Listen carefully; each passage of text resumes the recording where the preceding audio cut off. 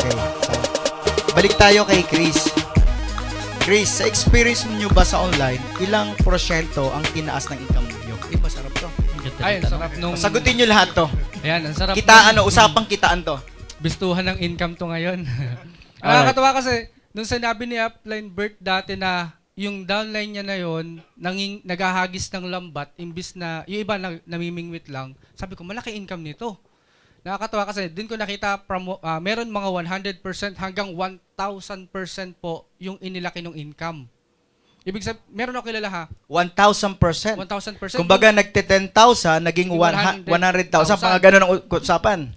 Dito po, may kakilala ko, from 30,000 a month, naging 300,000 a month. After 1 year. After lang 1 year. Hindi na ako lalayo. Alam niyo kung sino yan? Si Kapitan. Yeah! Bistuhan eh, no? May abo sayap sa likod. So, ang laki talaga nung ang laki talaga nung porsyento nung buhat na nag-online. Pati sa amin mga personal income, nag-consistent doon sa 6 figures. So, lumaki. Tapos sa grupo, yung hindi mo naman nakikita dati, si pasimpleng nag-online, maya-maya, umaakit na ng stage. Millionaire circle na. Nasa ba si Nikki? Woo! Palapakan ba natin ganun yan? kayo, onliner. Nasa ba si Nikki? O, nagulat nga sila. Sabi niya, millionaire circle na yan. Eh, ganun talaga, onliner. Pakalat-kalat lang yan ah. Magano, hindi naman. Ganon. Hindi, masipag talaga yung batang Oo. yan. No? Tapos onliner, di ba? So, ang laki talaga. So, ang dami namin nakita na 100. Ito, sa Upline J na lang eh. Kasi nakita ka dyan, pag offline kasi, namimingwit ka sa ilog. Pero pag online ka, Sa dagat. naglalambat ka sa karagatan. Karagatan. Lambat na gamit mo, dagat pa. Doon sa offline, Namimingwit. namimingwit na Sa ilog ilog pa. pa, malabo pa. Ang dami nyo pa. Baha pa. Pasig pa. Ay, Diyos ko. Sa karagatan, ang luwang ng market eh. Oh, doon, kumbaga, talaga, blue ocean, eh, no? O, ikaw, pare, ano masabi mo? Ilang persyento ba? Ay, nasabi na eh. Example ko na lang yung sige, mga sige. downlines ko Sige. na ako kumikita. Kasi, katulad na nung pinsan ko, andyan si Genevieve. Ayan, yun sa taas. Ay, sa likod. Okay. Ano yan? Area manager yan, upline. Nung nakita niya, kumita ko sa online marketing, nag-resign Saan?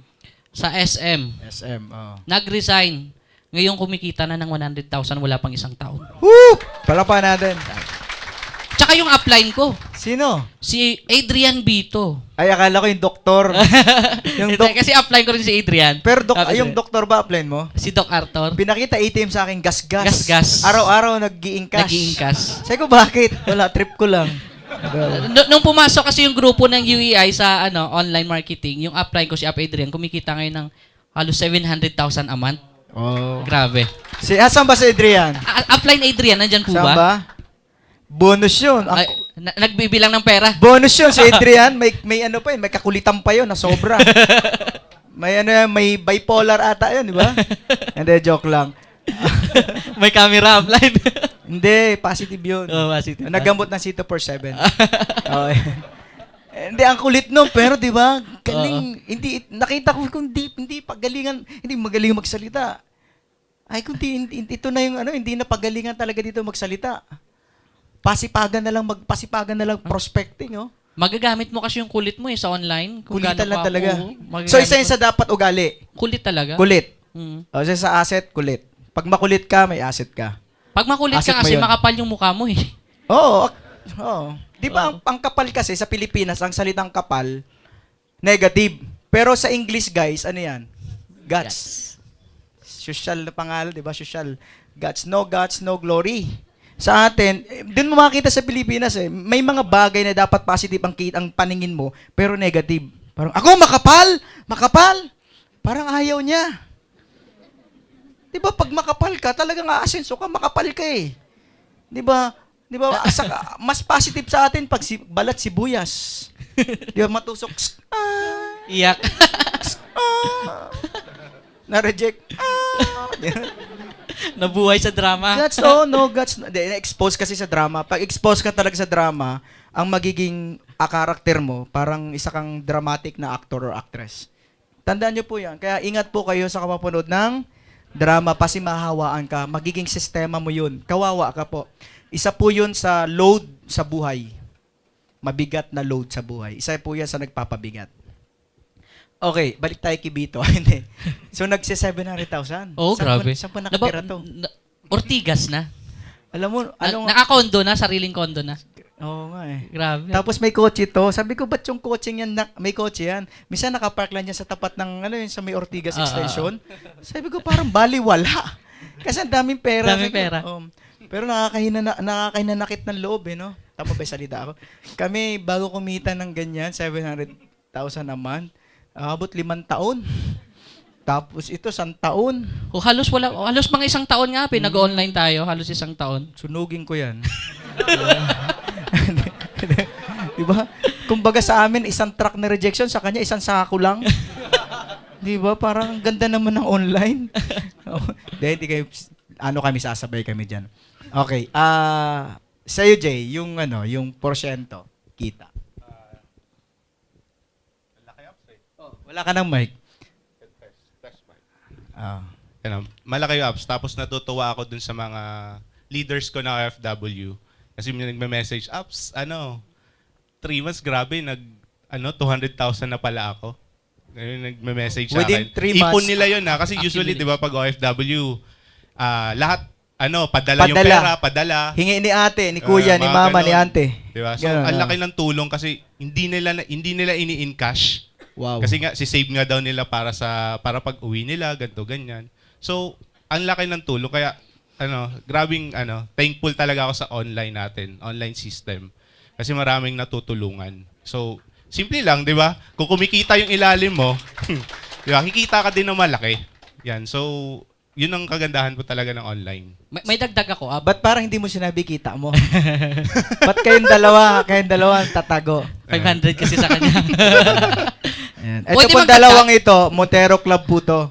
Ayan. Upline, may dagdag ako sa Ito, sinabi niya. ito nakalimang kotse na to, mamang yan. 2 kotse ngayon yan. Isang Estrada, saka isang Montero. Di ba? Upline, wait lang. Sige. May dagdag ako sa sinabi niya, Ano yung daw? mga kumikitang OFW. Ang ganda kasi, nag-post yung isa kong downline, sabi niya, thank you in global nang dahil sa'yo. Yung ipon ko ngayon, yung sweldo ko. Yung ginagastos ko ngayon sa pamilya ko, yung kita ko na sa im global. So, na-attach yung post niyang ganun. Very, talagang nagpapasalamat siya sa im global nang dahil doon. Yung sahod niya doon, iniipon niya na, savings niya na. Tama. Yung panggastos niya sa pamilya niya dito sa Pilipinas, kasi yung ATM nasa pamilya niya, yun na ginagamit. Grabe, no? So, Oo. magkano kayang gastos na yun? Hindi ko na tinanong. Pero kumikita siya. Oo. Kasi di ba pag Pilipino, talagang gagastos talaga yan kasi hindi nila pinaghirapan, di ba? Yes. Dapat pinuturuan niya mag-network. Pag hindi yung network, ganyan padalahan. Control yung encashment. Alam mo po, ito, Nako-control. ako, diretso po ako. Wag po kayong, pag kayo, example, may mga OFW, di ba masyadong attached kayo sa family nyo. Parang, dun sa sinabi ni Vic Soto lalo na pag nag-abroad ka daw, wag kang ma-stress kung ano ipapasalubong mo. Sige kuya, kay auntie, kay kuya, sa mga pinsan, wag kang ma-stress. Sabi niya, enjoy mo yung pera mo. Kasi sabi niya, wag mong padala, wag kang ma-stress doon. Kasi kung kaya mong mag-abroad, kaya rin nila mag-abroad. Ito po, kasi hindi lahat na kumikita ng pera, yung mayaman. Hindi lahat kumikita ng milyon, yung mayaman. Hindi lahat na may pera, yung mayaman. Ano point ko? Iba, walang savings.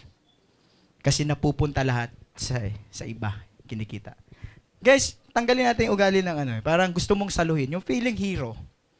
Marami pong kumikita sa M-Global, iba walang pera. Kasi bakit? Yun lahat, binibigay sa pinapag-aral kung sino-sino, maling katuroan po yun. Guys, kung kaya mong maging positive, naniniwala ako, kaya rin nilang maging positive. Kung kaya nilang kumontra, di ba? Kung kaya nilang mag-discourage, kaya rin nilang mag-encourage. Naniniwala ako, kaya nilang gawin yung ginagawa mo. Kaya huwag kang masyadong ma-stress sa mga yan. Tama po? Iyan po yung tip para magkapera ka. Kasi minsan, kumikita ka ng 500,000, 100,000, nabibigay lang lahat. Diba? Doon lang lahat. Tapos wala ka na, di ba? Tapos nag-i-expect ka naman na positive sila, pero negative. Kaya sumasakit lalo loob mo. May nangyayari? May nangyayari dito? Yes, tama. Ha? Hindi, enjoy mo pera mo. Hindi sa makasarili ka. Minsan kasi, kailangan may, ang pag-i-inspire kasi yung nakikita nila sa'yo. 'Di ba? Hindi yung may pera ka pero stress ka. Ito na. Yun na. Ayun. Stress ka. May pera ka tapos reklamo ka na reklamo. Hirap ng buhay. Hindi, pinapahirap mo. enjoy mo, 'di ba? Okay. Tama po 'yon kasi hindi ibig sabihin may pera ka, pwede kang yumaman pag mali ang paggamit, paghawak mo ng pera. Tama po. Maraming ganyan. Isa na po ako doon. Kasi ako pala yun. Next. Jay, sino ba ang dapat i-prospect namin sa online at anong oras dapat ang pinaka-the best? Kasi di karamihan dito pare, nagtatrabaho. Part-time yan. O part-time lang sila. Yan. So, same case din po sa mga OFW, di ba? Tina-target natin mga OFW tapos online. Ang kagandahan sa online, kung ano yung best time sa'yo na free ka, yun na yung best time mo. Ibig sabihin, kung nag-work ka ngayon, di gabi ka, so ibig sabihin, titingnan mo lang yung time zone ng bansa na kung saan din, nag-o-online din madalas yung mga tao doon.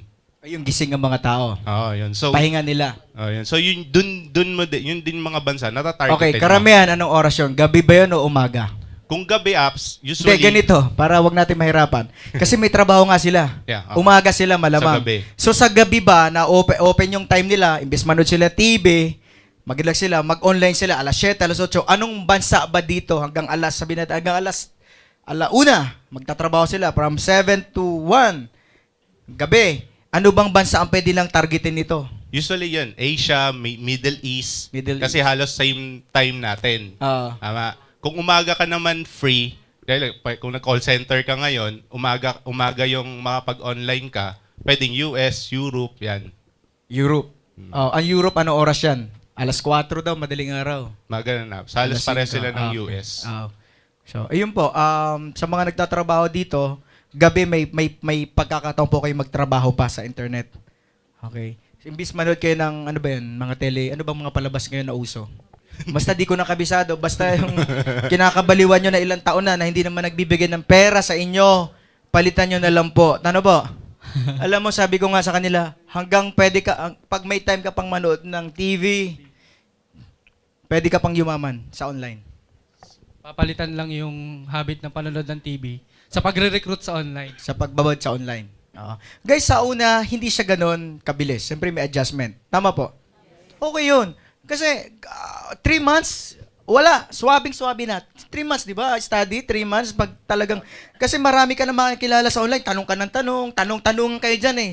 Lalawak na yung connection mo dyan sa online. Yung, uy, friend, hanggang dyan ka na, i-educate mo sarili mo 3 months. Sigurado, mahina na dyan. Hindi pwedeng hindi ka kikita sa 3 months. Hindi ka pwedeng hindi ka kikita within 3 months. Basta talagang may focus ka dun sa time na pwede ka, hindi pwede. Saka hindi kailangan dito yung hindi po kailangan marunong ka mag-English. Kami nga bawal po sa amin mag-English. Bawal. Tagalog talaga, bawal. Tagalog. Tagalog po talaga. Ang masa lang tayo, masa. Masa po. May science yun, but Tagalog lang. Ang mga pa-English po, mga po-social, hindi magandang prospect sa abroad. Maarte. Tsaka mahirap mag-explain ng English. Mahirap. Tagalog. Hindi kasi experience namin po, nag-high-end kami, nag-target kami ng high-end na tao, gumawa kami ng presentation English, ginandaan namin yung mga graphics namin, yung approach namin sa market is class A talaga, hindi po gumana. Yung Tagalog ang effective. So nagbaba kami ng approach, nagmasa approach kami. Nung nagmasa approach kami, ay grabe power. Dami pay. Yes. So masa lang. Bawal po dyan yung pa-English ka. Life is, it's so hot here. Mga ganun. Minsan po, nakakailang. Ito, bawas-bawasan nyo po yung pasosyal. Unang-una po, ang mga tao daw nagpapasosyal, may mga insecurity lang sa katawan. So, bawas-bawasan nyo po yung pasosyal sa Facebook kasi hindi po effective. Minsan, naiilang sa'yo yung prospect mo. Yung ma-English ka, may kausap ka, ay, ayoko niyan, ma-English yan. O, tama, ikaw, pag ma-English ang tao, iwas ka o kakausapin mo? Iwan. Ay, ganun lang din yan. Tama, hindi? Sige, pag may English na yan, pare, conyotics yan, bro. Ikaw na lang kausap dyan. Tulakan yan. Social na nga yung picture pa English pa. Ayaw na lapitan ng masa. Ayaw. So, ayaw ka na. Mas maganda po kasi ang tinatarget natin ngayon, kababayan din natin. Mga nag-abroad. So, wag kang magpasosyal para hindi ka iwasan. Tama po. Tagalog lang. Kaya mo, 'di ba? Tropa, kabayan, kanegosyo, kahatawan, partner, parts, mga ganun, madam. Yun po yung mga ginagamit na words ngayon. Mga pangmasa talaga. 'Di ba? Talagang pangmasa lang tayo. Kasi 'di ba, ang Channel 7, Channel 2, ano yung market nila? Masa. Masa. Kasi nandun ang pera eh. So, masa lang. Huwag po kayong magpasosyal. Okay? Hindi totoo yun na pag tinarget ko yung big time, magiging big time ako. Hindi. Huwag mong targetin yung big fish. Ang targetin mo yung school of fish. Ang school of fish yung maraming isda sama-sama. Nandun ang pera. Yung big fish, isa lang. Tama po. Pero ang school of fish, isang katutak na tao. Tama po. So, wag masyadong pasosyal sa mga wag mag-post yung mga pasosyal. Yung alam mo, yung iba kasi pasikat lang, pasabi lang na parang mayaman siya, may iangat siya sa buhay, napakapag-aral siya, i-English siya ng todo, di ba? Mga 3 minuto, 5 minuto pinag-aralan yung compose. Ginamit pa yung Google. Lahat yung Webster. Pwede na, tama na. Post. Na-stress para mag-post lang. Alam mo para magpasikat lang na-stress. Tama eh. Pwede naman. Wala ako. Ano ngayon? Kung Tagalog, mali pa spelling. Ay, syempre. Sabi ko, kung matalino ako at magaling kong mag-English, malamang call center bags ako. Yes. Diba? Ay, kung ang galing-galing ko talaga, sana, hindi ako negosyante. Diba? Sana naging scientist ako. So, tama lang to. Layo na natin. Tiga, online tayo, balik. Kung saan tayo napupunta eh. Saan tayo napunta? Okay. Nasagot mo na ba to? Ano ang nakita mo advantage sa online versus offline? Sa'yo yun eh.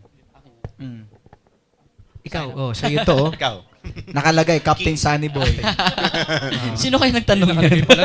Ikaw. Hindi. Sa'yo to tinanong eh. Ano po ang tanong? Ano po yung... Ano ang nakita mong advantage sa online versus offline?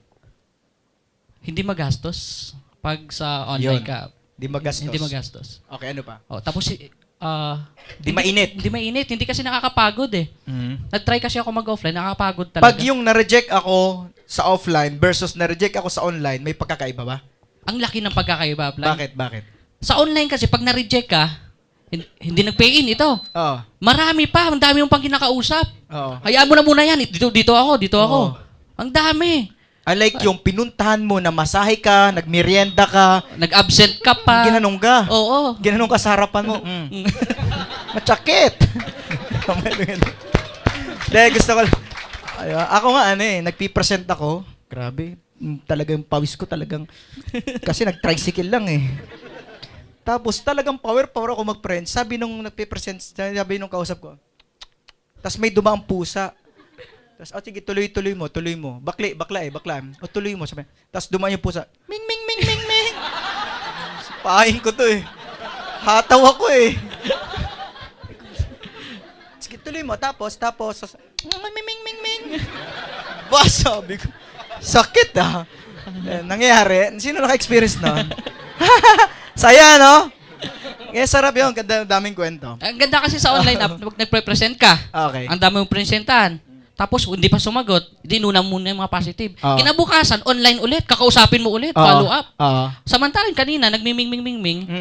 Wala, gusto mo Wala na tadyakan yun. eh. Kaya iniisip ko, pamasahe. Yung damit mo, nagplansa ka pa na hindi ka naman sanay magplansa Bumili pa ng kape.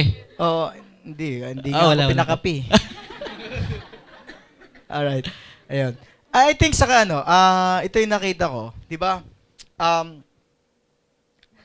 Mas mabilis kasi, actually, ayaw niya, hindi siya interesado. Pwede mo siyang kuha ka sa YouTube ng mga positive na about him global. Pwede mo siyang iwanan pa na message, panoorin mo to. So malaki pa ang chance na mag-positive siya. Mag-click. Kasi mag-twist. ang negative na tao, isa lang naman yan, hindi niya lang naiintindihan. Sabi nga daw, ang negative daw, ignorance lang talaga. The more na na-educate mo siya, the mere fact na-educate mo na, lumalawak na ang kaisipan, tumataas yung awareness, nag-open yung utak, nagiging positibo. Parang tayo, di ba negative naman tayo dati? Tama, hindi? Pero na-educate tayo, maganda pala. Yun ang maganda nakita ko, ayaw. Bigyan mo pa ng mga nangyayari sa i-feed mo pa nung mga kailangan ng utak niya, nagpa-positive. So yun yung maganda sa online. Gusto nyo ba yun? Yeah. Kaya guys, yung mga halongkatin nyo na yung mga, i-harvest nyo na yung mga positive na mga about company sa YouTube. I-ano mo na yun, lagyan mo na, i-save mo na yun, para ibabato mo na sa mga prospect mo. Tama ba yun? Ano pa? May additional ka pa? Kagandahan kasi, may isang kwarto kasi tayong ginagawa, lahat ng mga nakakausap mo nandun na. So halos everyday, araw-araw pinag-uusapan yung positive pera, pangarap. Habang andun siya sa kwarto na yan, dadaan at dadaanan siya. Negative man siya ngayon, pero pagdating ng panahon, magugulat ka na lang, sir, ito na po yung tracking number. Join na po ako. Join na. Yan. Kasi Naluto. May diskarte po dito, kinukuyog nila. Okay, sa mga magsisimula po, unang-una, di mo to kayang gawin mag-isa at huwag mo gagawin mag-isa ang online. Kailangan mo ng Grupo. grupo. Okay? Kailangan mo ng team.